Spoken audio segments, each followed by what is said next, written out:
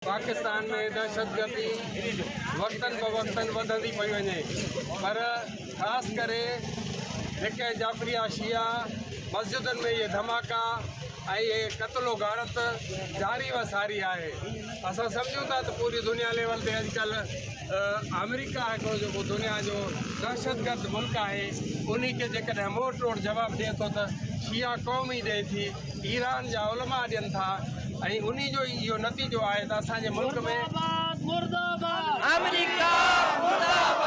मुर्दाबाद, मुर्दाबाद, अमेरिका मुर्दाबाद। असांजे मुल्क पाकिस्तान में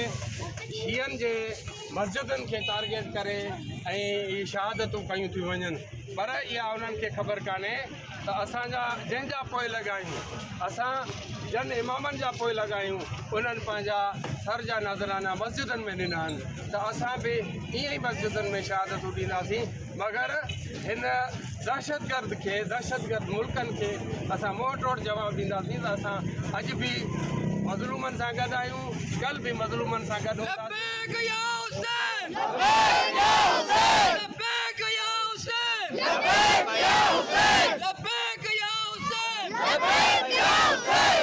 पर